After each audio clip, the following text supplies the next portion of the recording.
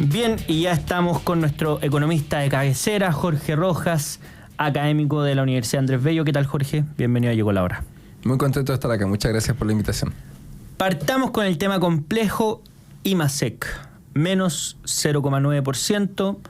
Habían expectativas de que esto no bajara tanto. ¿Por qué se dio en particular este panorama, Jorge? Claro, las expectativas eran incluso de que algunos tenían expectativas de un leve repunte positivo, considerando los valores anteriores. Si es que se daba un valor positivo, podía establecerse una tendencia de mejora. Pero la verdad es que el IMASEC se mantuvo negativo y fue bastante más negativo, y yo creo que esto tiene que ver con la tasa de desempleo. O sea, hemos sido incapaces de reactivar el mercado laboral.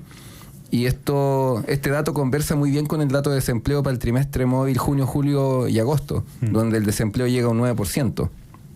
También dialoga bastante en línea con que el empleo informal ha ido expandiéndose, y por lo tanto sabemos que el empleo informal es de menor calidad, y eso, digamos, lleva a que las familias, los hogares, tengan un ingreso disponible menor y por lo tanto consumen menos, y eso se condice con la caída en servicios y con la baja en la actividad del comercio. Claro. Entonces, esas son las razones principales por las cuales, digamos, observamos este 0,9, que es como este intento fallido de tratar de reactivar la economía y que lamentablemente no está repuntando. También hay factores puntuales, ¿cierto? Como fue el frente de mal tiempo, que ahí se generó, digamos, una caída en la actividad también del sector agrícola en particular. Y esas serían como las explicaciones fundamentales. Ahora, el ministro Mario Marcel, digamos, mencionó, ¿cierto?, el paro de profesores, que debe haber incidido en algún grado, pero yo no diría que es como el factor principal que impactó sobre este índice de que fuera menos 0,9.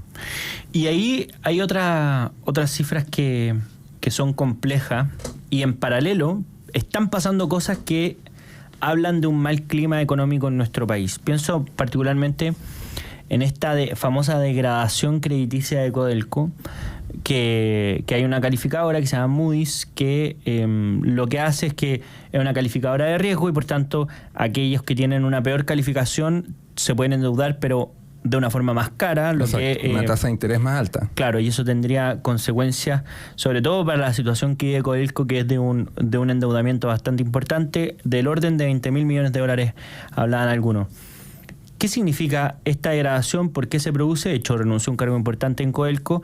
¿Y cuál es el efecto que tiene? Porque hay declaraciones cruzadas entre el presidente de la minera estatal y el ministro de Hacienda. Bueno, me imagino que así debe ser, porque el ministro de Hacienda es bastante optimista en general en todos los escenarios. Bueno, la verdad es que hay razones que son más bien estructurales y que no dependen, ¿cierto?, de la compañía, como por ejemplo la menor ley que están teniendo los yacimientos, lo cual significa que están produciendo menos porque la tierra, digamos, tiene una menor cantidad de cobre, entonces hay que remover más tierra para poder obtener el mismo cobre. Pero también hay otras cuestiones que tienen que ver con la gestión interna y la falta de previsión justamente de la caída en la ley de los yacimientos. Codelco está muy endeudado. Ha ido disminuyendo, ¿cierto?, la cantidad de producción en un orden del 10-15%. De los últimos años versus lo que pasó 2022 y 2023 a agosto de este año. Entonces, claro, hay una reducción en la producción, el precio del cobre también ha caído, la minera estatal tiene altos niveles de deuda. No se está viendo que se esté generando una estrategia o un plan para poder mejorar la productividad, y eso es lo que ha hecho que Moody's, ¿cierto?, esta calificadora de riesgo, la baje de categoría, lo que significa que si se quieren endeudar van a tener que hacerlo a una tasa de interés más alta. Y esto, digamos, va a impactar por supuesto, cierto, las arcas fiscales y por eso es que la verdad es que los números macroeconómicos no son muy buenos. Tener una tasa de desempleo del 9%, con un IMASEC, con una actividad económica que no repunta y lo más probable es que este año estemos en recesión. Y una cosa que es relevante mencionar es que Chile, desde el retorno a la democracia, sus recesiones siempre han estado muy en línea con lo que ocurre a nivel mundial. Sí. Es decir, cuando tuvimos la recesión del 2009 fue porque tuvimos la crisis subprime, ¿cierto? La gran recesión de Estados Unidos y el resto del mundo. Después la del 2020, que estuvo en línea, ¿cierto?, con la pandemia. Pero esta sería como la primera vez en todas estas décadas que estaríamos en recesión y que no sería a causa, ¿cierto?, de una crisis internacional. Bueno, también tenemos el caso de la crisis asiática, claro. Pero aquí estaríamos en un escenario recesivo que no se coincide con lo que estaría ocurriendo internacionalmente. O sea, no habría una crisis mundial que estuviera impactando. Entonces eso también es preocupante y debería hacernos reflexionar respecto de qué internamente estamos haciendo mal, porque pueden haber factores puntuales, pero efectivamente son esos factores puntuales que no deberían incidir en el promedio general, y están incidiendo. Claro. Es un muy buen punto. Oye, Jorge Rojas, a propósito de las expectativas de crecimiento el próximo año, se habla de un 0%. ¿Qué significa en la práctica el 0%? ¿Significa que es exactamente como que se repite el escenario económico del año anterior?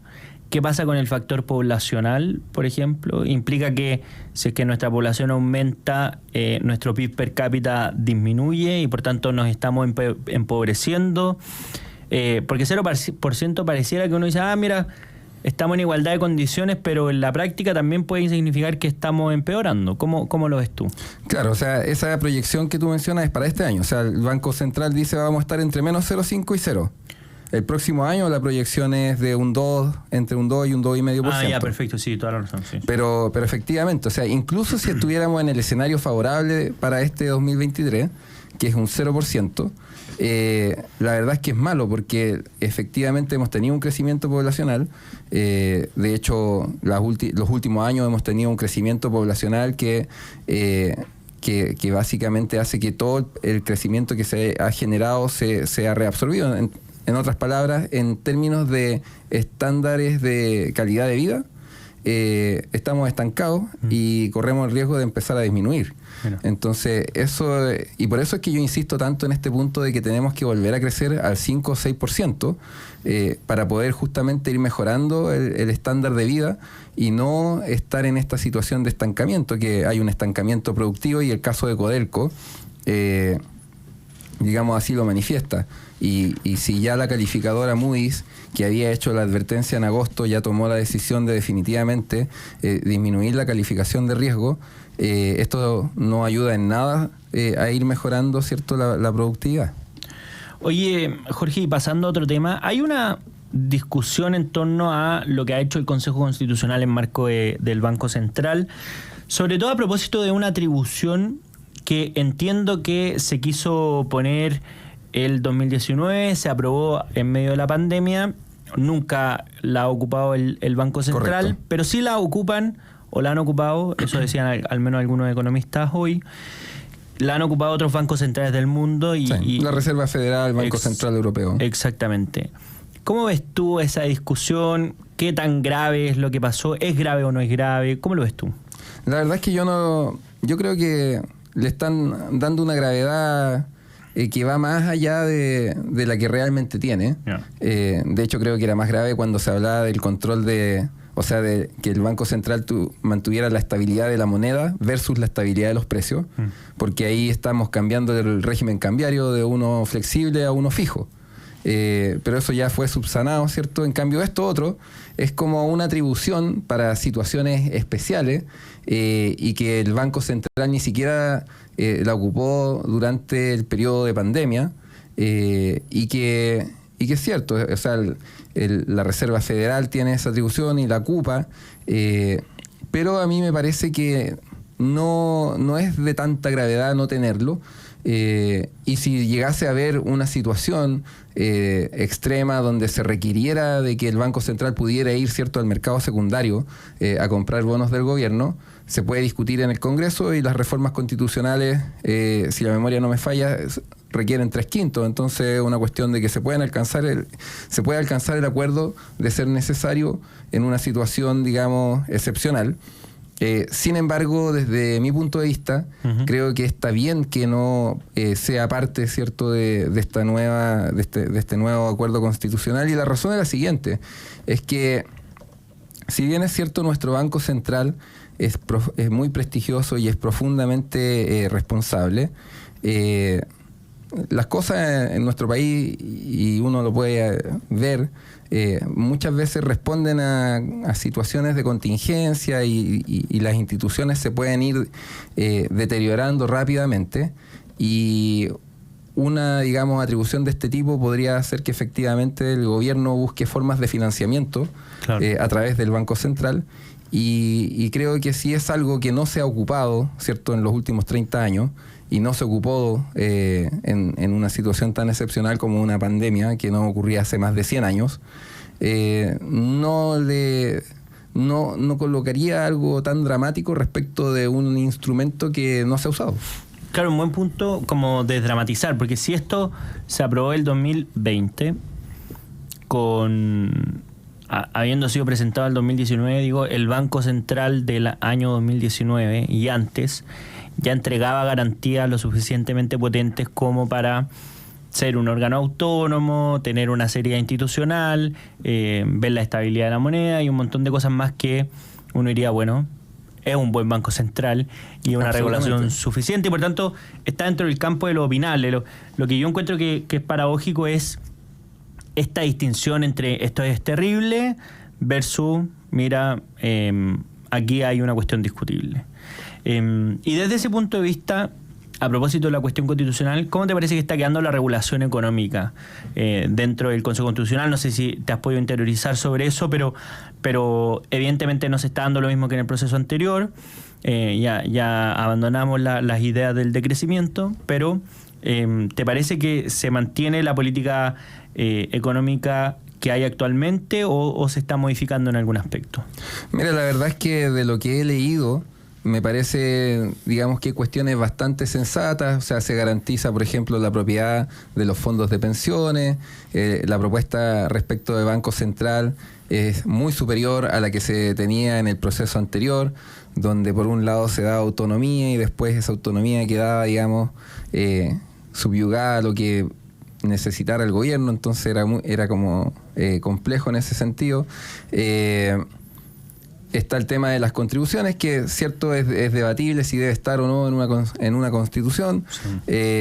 Pero desde mi punto de vista, porque aquí hay que apelar un poco a las escuelas de pensamiento económico, que hay más de 7, y todos los economistas, digamos, tenemos nuestras escuelas favoritas. A mí me gusta, digamos, tener una economía que sea pro inversión, que sea pro crecimiento, porque lo que los datos muestran es que efectivamente el tener más inversión, el poder crecer, genera más oportunidades para las personas, y eso permite efectivamente reducir significativamente los índices de pobreza, permite la movilidad social, claro. Y desde ese punto de vista creo que el proyecto constitucional es bastante sensato en eso. Bien.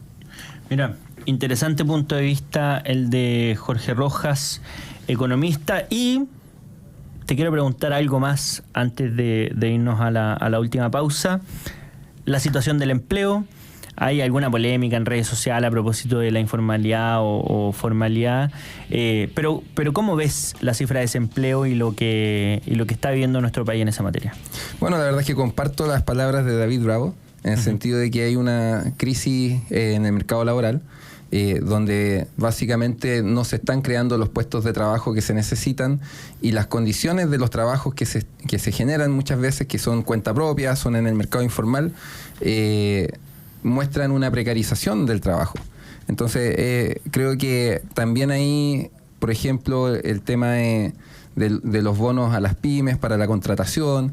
Es algo que debería discutirse con mayor énfasis en esta ley de presupuesto 2024 y tratar de empezar a ser más eficiente y todos estos programas que están mal evaluados por la DIPRES, empezar a cerrar eso y asignar esos recursos justamente para poder fortalecer nuevamente el mercado laboral. Bueno, queda más claro el panorama económico, como siempre, después de esta conversación con Jorge Rojas, economista y académico de la Universidad Andrés Bello. Jorge, muchas gracias por habernos acompañado en Llegó la Hora. Muchas gracias por la invitación. Nosotros nos vamos a una breve pausa y a la vuelta llegamos al bloque donde leemos y escuchamos la opinión de nuestros auditores. No se vayan.